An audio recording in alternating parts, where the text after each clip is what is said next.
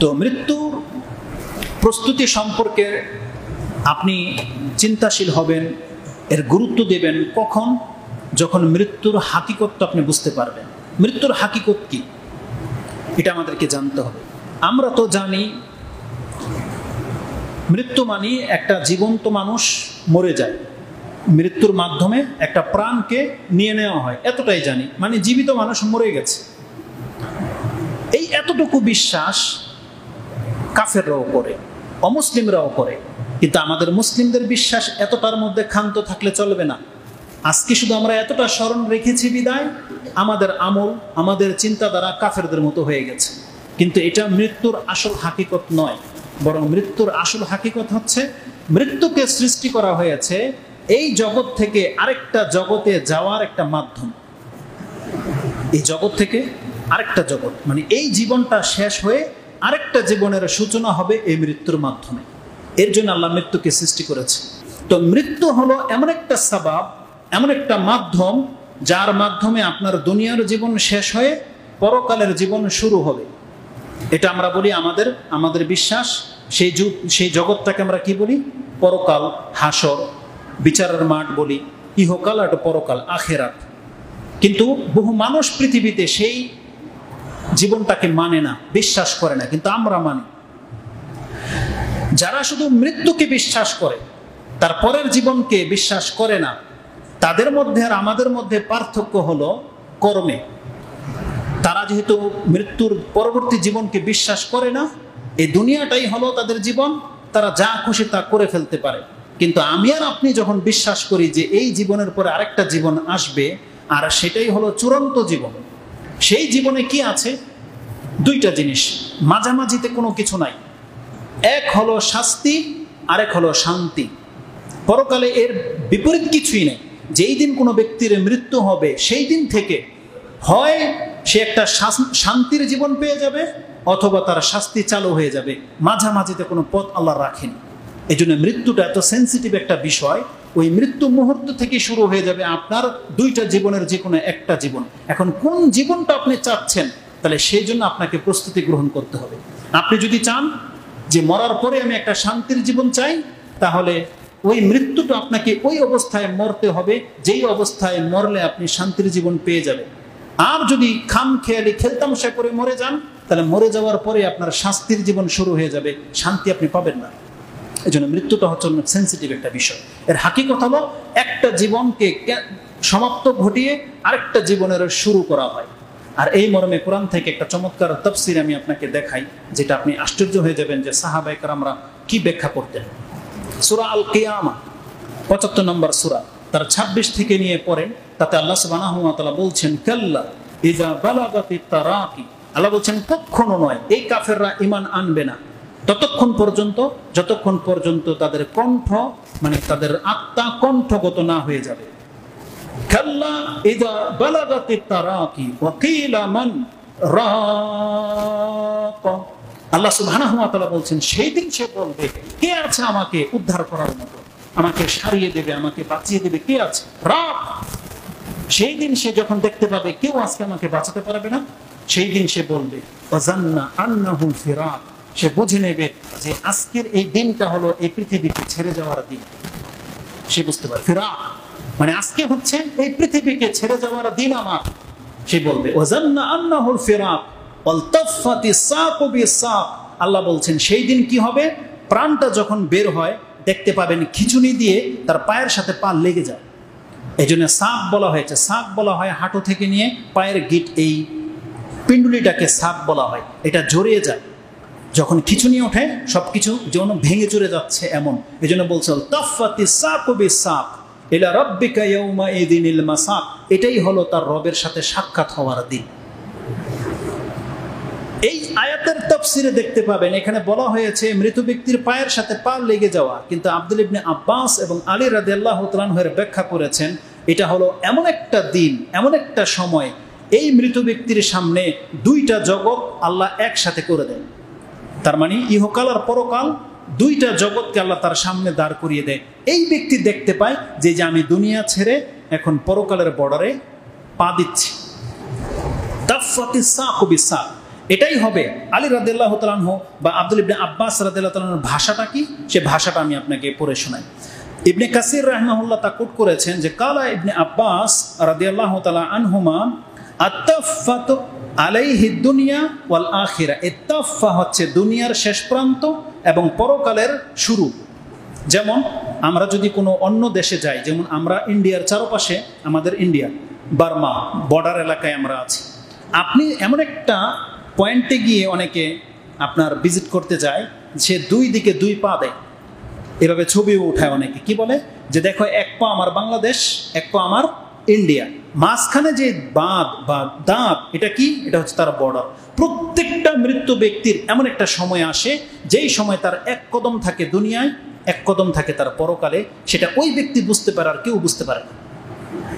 আর এটা এমন একটা মুহূর্ত, এই কথাটা বলে নেই, তারপর আমি আপনাকে মূল মেসেজটা দিচ্ছি। তো আব্দুল ইবনে আব্বাস রাদিয়াল্লাহু তাআলা আনহু বলছেন এটা হচ্ছে দুনিয়ার একেবারে শেষ দিন আর পরকালের প্রথম দিন। এবং তিনি বলছেন আরেকটা ভাষায়, আখিরু ইয়াউমি ফিদ দুনিয়া ওয়া আউয়ালু ইয়াউমিন মিন আইয়ামিল আখিরা। এটাই হলো তার দুনিয়ার সর্বশেষ দিন আর এটাই হলো তার পরকালের প্রথম দিন। আর এমন একটা দিন, এটা ইমিগ্রেশন, আপনি পার করতেছেন এখন আরেকটা দেশে ট্রানজিট করার জন্য, তখন বলতেছেন তিনি ফাতালতাকি আশিদ্দাতু বিশিদ্দা। এই জন্যে এই ব্যক্তিকে কঠিন থেকে কঠিন মুসিবতের সম্মুখীন হতে হয়।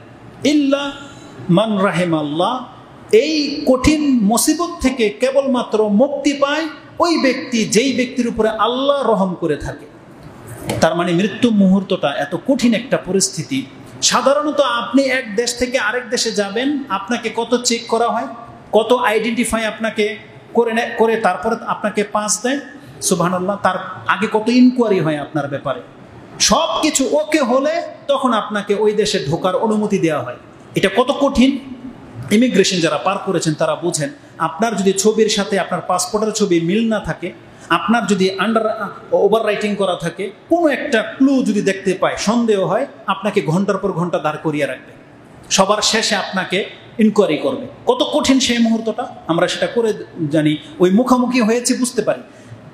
কিন্তু যারা হসপিটালে অপারেশনের থিয়েটারে থাকে, যাদের প্রাণ আসে আর যায়, ডাক্তার বুঝতে পারে যে তার কঠিন একটা পরিস্থিতির উপর দিয়ে যায়, যদি আল্লাহ কোনো ব্যক্তির উপরে রহম না করে, তার মানে এই ব্যক্তির কঠিন কিটা ভাষায় প্রকাশ করা যাবে না।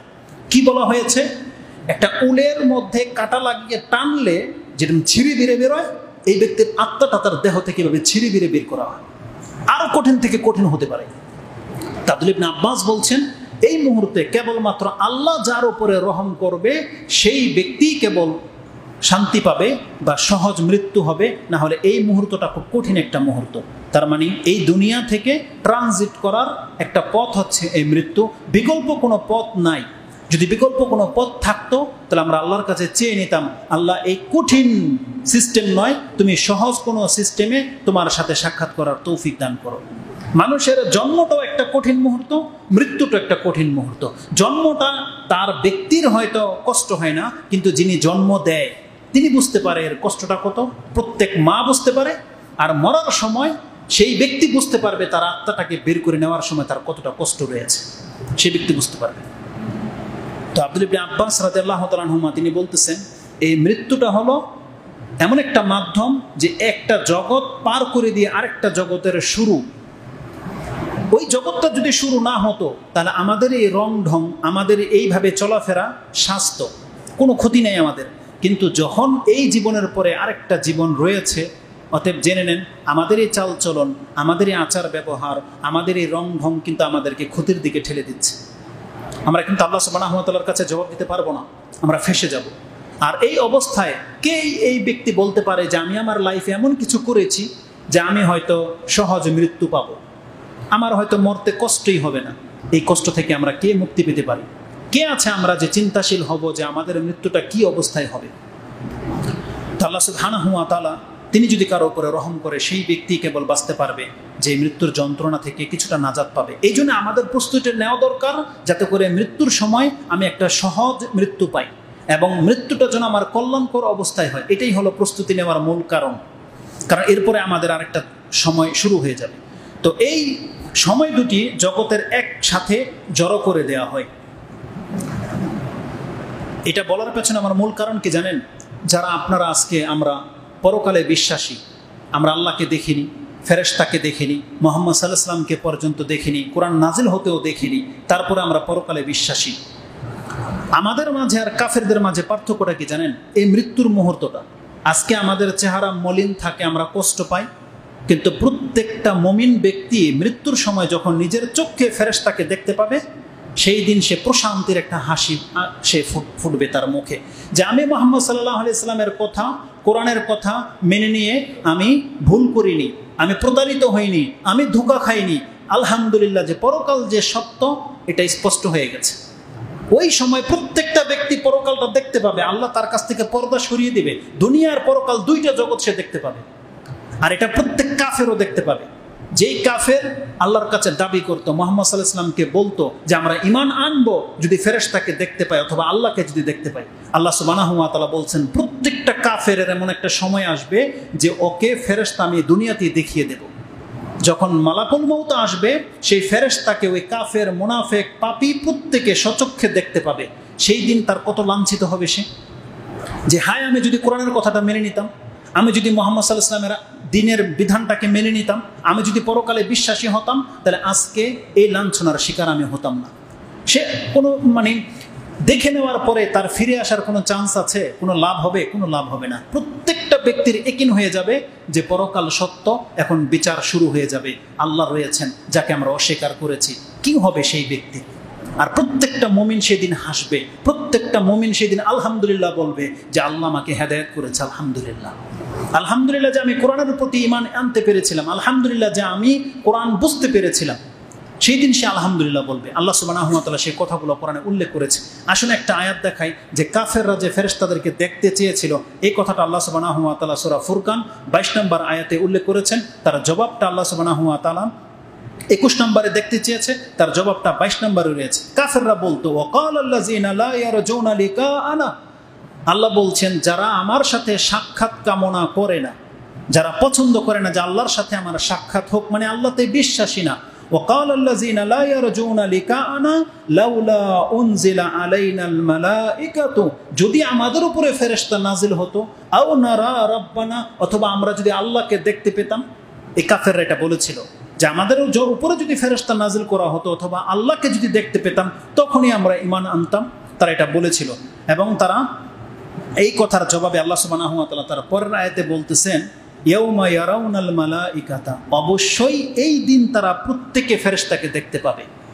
এটা মৃত্যুর দিনের কথা বলা হচ্ছে। ইয়াউমা ইয়ারাউনাল মালাইকাতা লা বুশরা ইয়াউমা ইযিনিল মুজরিমিন, আল্লাহ বলছেন সেই দিন কোনো পাপী কাফেরের জন্য কোনো সুসংবাদ থাকবে না। তার মানে ফেরেশতা দেখে নেওয়ার পরে যে তার সুসংবাদ পাবে সে, যে যাকে আমি ঈমান নিয়ে আসার তৌফিক পেয়ে গেছি, সে কি তখন কালেমা পড়ে নেবে? আল্লাহ বলছেন লা বুশরা, সেই দিন তার জন্য কোনো সুসংবাদ থাকবে না। মানে ফেরেশতা দেখে নেওয়ার পরে তার কাছ থেকে সেই তওবা, সেই লা ইলাহা ইল্লাল্লাহ বলা কেটে যাবে, তার কাছ থেকে আর গ্রহণ করা হবে না।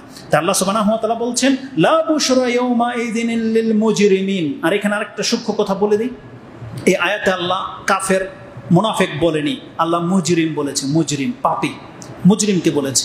আর বেনামাজিদেরকে আল্লাহ কিন্তু এই মুজরিম শব্দ বলেছে। কোথায় পাবেন আপনি?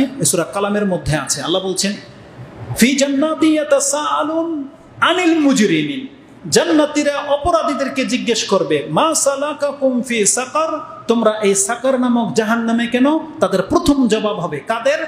অপরাধীদের। আনিল মুজরিমিন, মুজরিম শব্দটা তো বোঝেন প্রত্যেকে, তাই না? এটা বাংলার মতো ব্যবহার হয়, উর্দুতে মুজরিম ব্যবহার হয়, মানে অপরাধী, ক্রিমিনাল। আনিল মুজরিমিন, এই ক্রিমিনালদেরকে জিজ্ঞেস করা হবে তোমরা জাহান্নামে কেন? তারা বলবে কালু লাম নাকু মিনাল মুসাল্লিন, আমরা নামাজি ছিলাম না। কত মারাত্মক কথা! যারা নামাজি ছিল না তাদের সম্পর্কে আলোচনা রয়েছে যে মালাকুল মউতকে যখন দেখতে পাবে এই মুজরিমদের, সেই দিন লা বুশরা ইয়াউমা ইযিন লিল মুজরিমিন, এমন অপরাধীদের জন্য সেই দিন কোনো সুসংবাদ থাকবে না। সেই দিন সে বুঝতে পারবে সে কত বড় অপরাধী, এখন থেকে তার সাথে কি আচরণ করা হবে সেটা শুরু হয়ে যাবে। এই এই বেনামাজিদেরকে থেকে নিয়ে মুনাফিক, কাফের, মুশরিক এদের মৃত্যুটা যে কত মারাত্মক হবে এই সম্পর্কে কোরআনের আয়াত এবং হাদিস সামনে আসতে যাচ্ছে। আপনি চিন্তাও করতে পারবেন না যে কত কঠিনভাবে তাদের মৃত্যুটাকে ঘটানো হয়। তা আল্লাহ সুবহানাহু ওয়া তাআলা এই আয়াতে সূরা ফুরকানের 22 নম্বর আয়াতে বলছেন, যারা অপরাধী, যারা আল্লাহ সুবহানাহু ওয়া তাআলার বিধানকে ছুঁড়ে ফেলে দিয়েছে, ড্যামকে আর চলাফেরা করতেছে, এমন মুজরিমরা অপরাধীর ও ফেরেশতাদেরকে সচক্ষে দেখতে পাবে, কিন্তু যেই দিন দেখে নেবে সেই দিন তওবা করারও সুযোগ পাবে না, সেই দিন লা ইলাহা ইল্লাল্লাহ বললেও কোনো কাজে আসবে না। এই জন্য যারা এই ধারণায় বসে আছেন যে মরার পূর্বে যদি লা ইলাহা ইল্লাল্লাহ বলে নিতে পারি তাহলে তো আমি সাকসেস, আমি জিতে গেলাম, আল্লাহ বলছেন বান্দা মালাকুল মউত দেখার আগে যদি তুমি বলতে পারো তাহলে তুমি জিতে যাবে, কিন্তু মালাকুল মউত দেখে নেওয়ার পরে যদি তুমি বলতে পারো ফেরাউনের মতো, তোমার কোনো কাজে আসবে না। অতএব আল্লাহ সুবহানাহু ওয়া তাআলার কাছে আমরা আজকে বলি যে আল্লাহ তুমি আমাকে আজকে তওবা করার তৌফিক দিয়ে দাও। আল্লাহ আমার মৃত্যুটা যদি আজকে থেকে থাকে তাহলে আজকে আমাকে তুমি তোমার রাস্তা ধরে নেওয়ার তৌফিক দিয়ে দাও। এটা আমাদেরকে প্রতিনিয়ত দোয়াই করতে হবে। তো রাসূলুল্লাহ সাল্লাল্লাহু আলাইহি ওয়াসাল্লামের মাধ্যমে আল্লাহ আমাদেরকে জানিয়েছেন যে প্রত্যেকটা ব্যক্তি মরার সময় মালাকুল মউতকে দেখতে পাবে, কিন্তু সেই দিন কেবলমাত্র এটা মুমিনদের জন্য উপকার হবে, মুমিনদের আত্মবিশ্বাস বেড়ে যাবে, কিন্তু প্রত্যেকটা কাফের, মুনাফিক, বেদিন, বেঈমানের জন্য সেটা লাঞ্ছনার কারণ হয়ে যাবে। সেই দিন থেকে সে বুঝতে পারবে যে আযাব কি জিনিস বা মৃত্যু কত কঠিন, কারণ প্রত্যেকটা মুমিন ব্যক্তির মৃত্যু আর কাফের মৃত্যু সমান নয়। এই সম্পর্কে কোরআন হাদিসে যে কথাগুলো রয়েছে খুব দ্রুত আমি সেটাকে আপনার কাছে পেশ করে দিই।